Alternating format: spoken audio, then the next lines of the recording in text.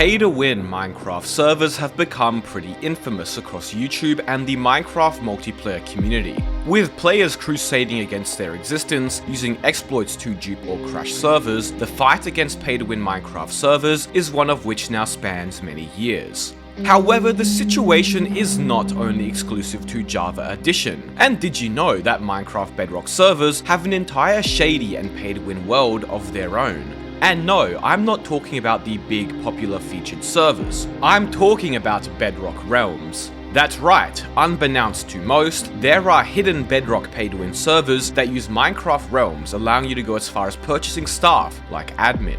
And not only that, but there is a small movement of players on Bedrock who have found some extremely powerful exploits, allowing them to render any pay-to-win realm useless. Join me today as we dive into the unknown world of pay-to-win Bedrock servers. Now, to get things started, we need to clarify a few things. Yes, there are normal Bedrock servers, and yes, some of them are pay to win, but for the most part, what we're going to look at is the emerging and rapidly growing scene of pay to win realms. Let's join one called Aquatic Network here, of which, by the way, you join through an invite code or URL. Upon joining the server, it looks pretty normal. In fact, it doesn't look like a realm at all. The server has a nicely designed hub with a custom resource pack, a sidebar, a bunch of holograms, a functioning compass with options that can be clicked, and what seems to be a variety of game modes like a Minecraft network.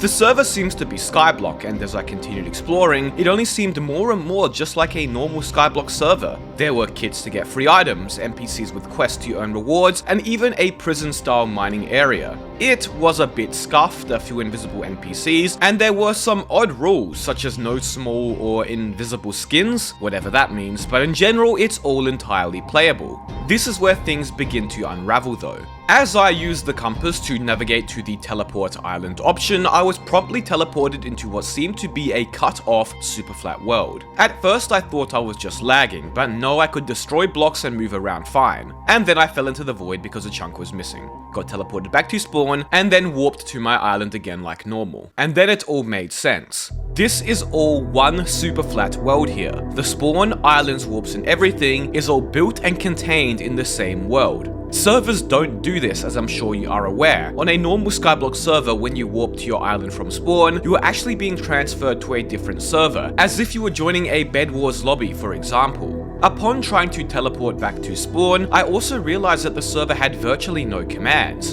and that's when it dawned on me. This is a server entirely run by command blocks. Well, not entirely. They also use Bedrock add-ons, sort of like a much more basic version of Minecraft plugins or mods, which is what you download when you connect to these servers for the first time. You can actually see some of the server's add-ons you downloaded in the settings as well. It's a creative way to run a Minecraft server that at initial glance looks entirely like your typical large Java one. But Realms isn't without its issues. On Bedrock, Realms obviously do not support plugins, so players are extremely limited by what they can and can't do. That's why when we got that kit earlier, it came in a pre-made NBT chest, and we couldn't access it through a command or a GUI. Furthermore, Realms are capped to 10 players, including the Realm owner, for 11 players total, so at most you can only have a maximum of 11 players online at the same time. There's technological limitations as well. I doubt the server being used is very powerful, and you have very limited access to a backend. In fact, you don't have a console at all, giving you much less control. But I guess for $8 a month and a low barrier of entry, it's not so bad.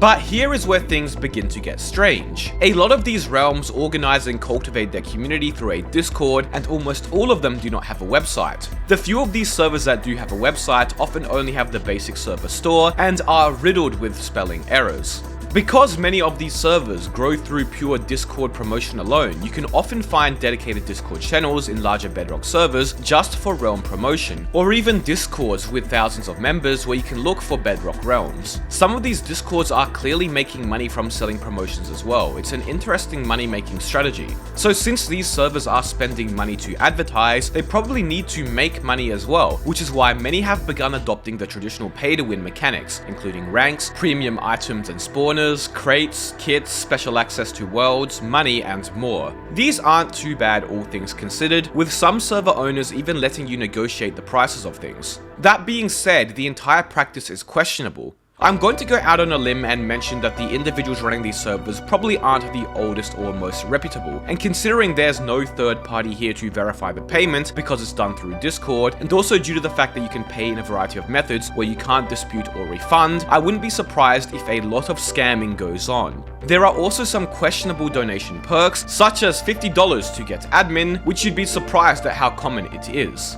But there's no doubt been a lot of effort and creativity put into the realms as well, and one I found here had something which is actually becoming more common on Java servers, a battle pass. But since they don't have plugins allowing for a proper custom GUI or commands, you have to teleport to an area where there is a long row of buttons representing each battle pass tier all the way to 100, where you can go to claim your rewards. Some realms are more impressive than others, such as this Gen server I came across, which had a very nice spawn and was nicely set up with functioning NPCs and teleports. One of the bigger and more advanced realms I came across was a rare one with a website, and as it turns out, it's a normal Minecraft Java server which Bedrock players could join called og-network.net. Bedrock players, it's time to move on from realms. Come check out my server's SMP, where you can PvP, grief, sell items in the player run economy, and much more. Java players welcome as well. Oh, and be sure to subscribe. No pressure. Anyways, Neapolis Network is one of the more popular and advanced realms I came across. In fact, it's so popular that the first time I tried to join, it was full.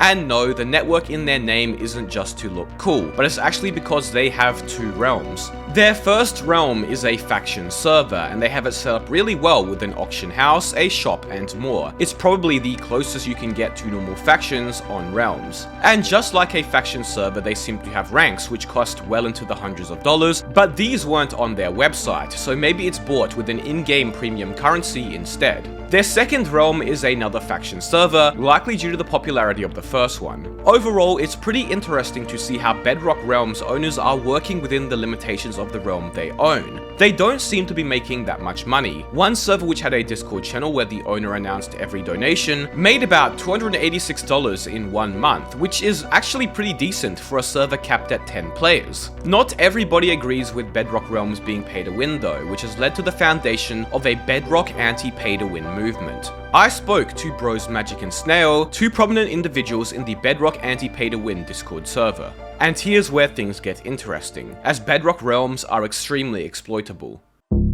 Snail and Bros Magic told me to hop onto some of these pay-to-win realms with them, and they proceeded to crash every single one with what seemed like the press of a button. No server was safe, they could crash any realm, even ones which claimed to have some form of anti-cheat. They were in complete control. When a Bedrock server crashes, just like Java, you can't type in chat, can't interact with chests, NPCs and more, and can't even open your inventory. They crashed 3 realms in the span of 10 minutes, so you must be thinking, how can such a powerful exploit exist? If an exploit as strong as this one is around, how do any of these Bedrock realms even stay up and running? Well, according to them, only 4 people total know of this exploit, and because they don't want it leaked or patched, I can only tell you guys limited details. Basically, without revealing too much, this exploit works similar to a zip bomb, whereby the realm is sent such a huge amount of data it has to process that the server can't process it and it promptly overloads and crashes. In terms of Minecraft, they are sending this data through the chat, likely as some form of command that the server cannot process as it's too much information, causing it to freeze. This exploit doesn't only work on realms, but also on dedicated Bedrock servers such as Eternal servers. And the Bedrock anti-pay-to-win community seems to have even bigger plans as well, looking to develop an automatic bot called Yarn that will connect to realms automatically and then crash them using the very same exploit they demonstrated to me earlier. If this ends up working, these realms may not be around for much longer. It's a cruel world for Bedrock realms, and even in the past, there used to be exploits where you could nuke realms. I actually made a video about that a few months ago, and members of the anti-pay-to-win Bedrock community would go around nuking realms until they either made changes or got banned with all their ults. Which, by the way, you can get an infinite of on Bedrock, so good luck with that. Things have improved since then though, and most of these exploits which functioned through NBT editing were patched not too long ago now. I'll tell you what, in a way it seems like the anti-pay-to-win Bedrock community actually has the upper hand, unlike the Java one, and even supposedly have contact with Mojang Enforcement, who is aware of realms breaking their rules. They even have gotten some realms to remove pay-to-win features, a task mostly impossible on Java due to the server's mostly formidable security, resulting in any duping or exploiting only causing minor temporary damage at best.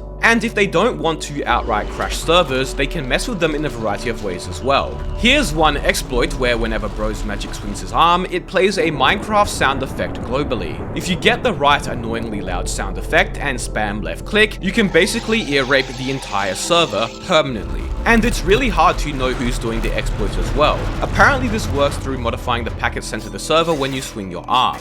You can even pretend to send messages as other players, and there's no way to tell if it's faked or not. And remember earlier how some realms mentioned you couldn't use any invisible skins? Well, as it turns out, there's a good reason for that, as you can upload specific Bedrock skins which are either too small to hit or are literally invisible, meaning you are immune to damage in PvP, and players cannot see you. The scuffed and small nature of these servers, the various exploits and methods of server crashing that exist, the rivalries between small server owners and griefers on a crusade to grief or crash them, remind me of the early days of Minecraft multiplayer on Java, where servers were small and grew through word of mouth, and the abundance of exploits in the game at the time led to many griefs and crashes. The Bedrock Realms scene is sort of like a time capsule to the past, and in a way, even with the dodgy monetization and ability to buy admin, I kind of like it. I hope you enjoyed the video. Be sure to check out my Bedrock compatible server, og-network.net, and subscribe. Thank you all so much for watching.